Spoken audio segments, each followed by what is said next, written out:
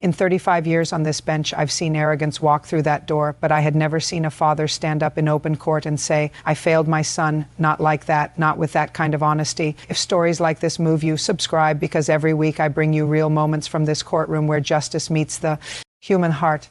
His name was Tyler, 24 years old, 14 unpaid parking tickets, $1,340 in fines. He walked up to my bench like he owned the building, set down a leather portfolio, looked at me and said, "Your Honor, I'd like to get this resolved quickly. I have a meeting at 11, not a request, a direction." I asked him why he'd ignored 14 tickets over 11 months.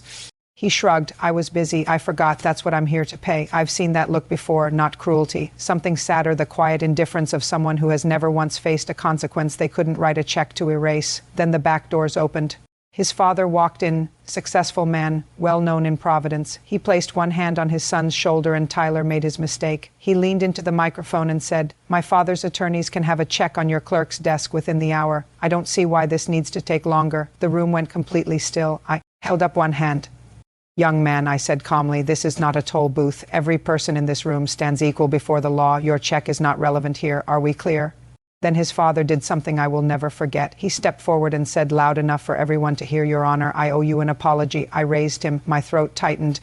"I've given my son everything money can buy," he said. "Standing here right now, I'm realizing I forgot the things it can't." Tyler's arrogance was gone. What was underneath surprised me. He looked young, scared, like a boy who'd just realized the armor he'd been wearing was made of paper. I gave him a choice: pay the full fines and walk out having learned nothing, or come back in 30 days alone and spend one day watching real families struggle through this courtroom. Then tell me one thing he learned. His father looked away, didn't rescue him, didn't nod or shake his head, just gave his son the only thing he really needed, the chance to choose for himself. Tyler said quietly, "I'll come back, Your Honor." 3 weeks later, a handwritten letter arrived. No letterhead, just plain paper. Tyler had found a case in the court records a single mother who'd gotten a parking ticket outside the hospital where her daughter was receiving cancer treatment. The fine had grown to over $200.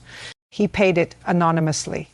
He wrote, "I don't know if it's enough, but it felt like the start of something." I set that letter down and stood very still for a long moment. My father used to say the measure of a man isn't where he starts, it's the direction he's walking. That morning, a young man walked in wearing armor. He walked out carrying something real.